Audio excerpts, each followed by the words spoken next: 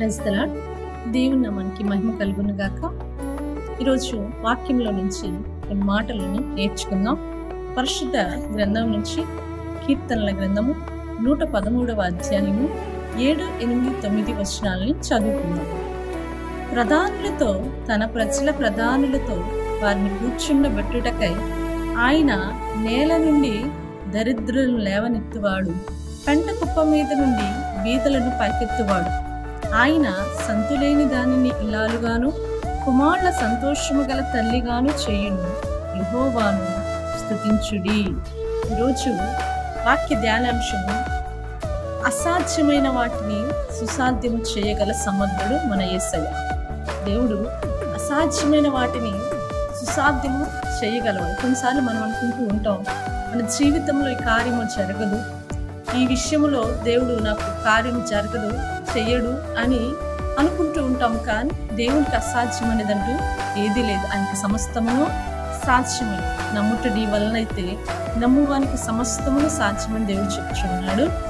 మరి మనం ఒక స్త్రీని కనుక ఆలోచన చేస్తే, ఆ స్త్రీ యొక్క జీవితంలో అసాధ్యమైన కార్యాలను దేవుడు సాధ్యపరిచాడు. నా ప్రియ దేవుని బిడ్డలారా, రూతు గారి గురించి మనం ఆలోచన చేసినట్లయితే, అన్యశ్రీ మోయాబు దేశము నుంచి మరి తన అత్తగారిని నమ్ముకొని అత్తను హత్తుకొని దేశము గాని మరొక దేశంలోనికి వచ్చి మరి దేవుని యందు విశ్వాసము చేత దేవుని మీద భయముతోనూ భక్తితోనూ జీవిస్తూ అత్తను విడిచిపెట్టకుండా జీవిస్తుంది. నా ప్రియ దేవుని బిడ్డలారా, అయితే రూతును చూసినట్లయితే, రూతు ఎలా ఉందంటే, భర్తను పోగొట్టుకొని విధవరాలుగాను కుమారులు బిడ్డలు కూడా లేని స్థితిలో ఒక రిక్తురాలుగా కనిపిస్తూ ఉంది రూతు.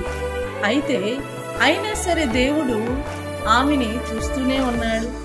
నా జీవితంలో సంతోషం లేదు, నా జీవితంలో ఇంకెలాంటి వాటిని నేను పొందుకోలేను అనుకుంటుందేమో కానీ రూతు, దేవుడు ఆమె యొక్క భక్తి జీవితాన్ని, ఆమె నమ్మకాన్ని, ఆమె విశ్వాస జీవితాన్ని చూస్తున్న దేవుడు ఆమెను ఏమాత్రం విడిచిపెట్టలేదు. నా ప్రియ దేవుని బిడ్డలారా, ఆమె మొదటగా దేవుని యందు భయభక్తులు కలిగి ఉంది.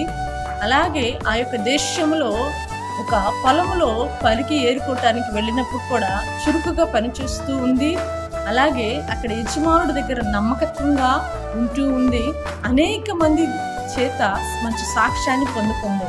ఆ యొక్క పొలం యజమానుడైన బోయాజు అంటున్నాడు, అమ్మా, యెహోవా రెక్కల కింద సంతోషంగా ఉండటానికి దేవుడు నిన్ను ఇక్కడ తీసుకొచ్చాడు, ఆయన నీకు తప్పకుండా సంపూర్ణమైన బహుమానాన్ని ఇస్తాడని ఆ యొక్క యవనురాలైన రూతుని గురించి బోయాజు సాక్ష్యం చెప్తూ ఉన్నాడు. నా ప్రియ దేవుని బిడ్డలారా, ఆ మాటలు నమ్మిన ఆమె అనుకుని ఉండొచ్చు, నా జీవితంలో ఇంక దేవుడు ఏం బహుమానిస్తాడు, భర్తను కోల్పోయాను, విధవరాలుగా ఉన్నాను, కనీసం బిడ్డలు లేని కూడా స్థితిలో ఉన్నాను, ఒకరి చేలో పని ఏరుకుంటూ ఉన్నాను, పని కోసం ఎదురు చూస్తూ ఉన్నాను, ఒకరి పొలంలో ఒకరి మీద ఆధారపడి జీవిస్తున్న నా జీవితంలో దేవుడు ఏ మేలు చేస్తాడు, ఎలాంటి కార్యాలు చేస్తాడు, ఇంక నా జీవితం ఇంతే అని రూతు అనుకుని ఉండవచ్చు. కానీ దేవుడు, నా ప్రియ దేవుని బిడ్డలా, జ్ఞాపకం చేసుకున్నాడు. రూతుని జ్ఞాపకం చేసుకుని బోయాజు పలికినట్లే సంపూర్ణమైన బహుమానాన్ని దేవుడు ఆమెకి ఇచ్చాడు.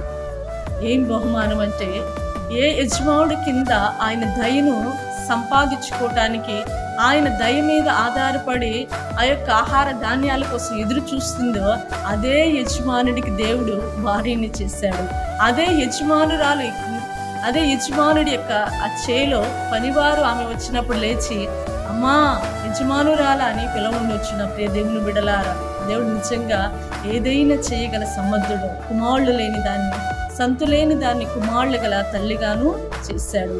ఆ యొక్క బోయాజు ద్వారా రూతుకి ఓబేదు అనే కుమారుడు అనుగ్రహించాడు. తన జీవితం సంతోషం లేదు, తన జీవితంలో ఇంకా ఆనందం లేదు అనుకున్న స్థితిలో అసాధ్యమైన కార్యాలు, ఇంకా దేవుడు నాకు వివాహం జరుగుద్దా, నాకు భర్త వస్తాడా, బిడ్డలు పుడతారా, నా జీవితం ఏంటి అని ఒక ప్రశ్నార్థకంగా ఉన్న రూతు జీవితాన్ని, అసాధ్యమైన కార్యాలు తను ఏనాడు అనుకుని ఉండదు. నేను ఈ చేనంతటికి, ఈ పొలానంతటికి యజమానురాలను అయిపోతానని తను ఏనాడు అనుకుని ఉండదు. కానీ నా ప్రియ దేవుని బిడ్డలారా, ఏ పొలంలో అయితే పరిగెరుకుందో, ఏ పొలంలో అయితే పనివారి యొక్క దయ కోసం ఎదురు చూసిందో, ఏ పొలంలో అయితే అనేక మంది దగ్గర చేయి చాచి అడిగి ఉండొచ్చు, కానీ అదే పొలానికి దేవుడు యజమానురాలిగా చేశాడు. నిజంగా చాలా ఆశ్చర్యకార్యమైన విషయం. అసాధ్యమైన వాటిని దేవుడు సుసాధ్యము చేయగల దేవుడు. నా జీవితంలో దేవుడు ఏదైనా చేయగల సమర్థుడు. నువ్వు అనుకుంటూ ఉన్నావేమో, నా దేవుడు నాకేమి చేయలేడు, ఈ కార్యము జరగదు, ఇది దేవునికి అసాధ్యం అని అనుకుంటున్నావేమో. కానీ ఒకసారి రూతు జ్ఞాపకం చేసుకుందాం.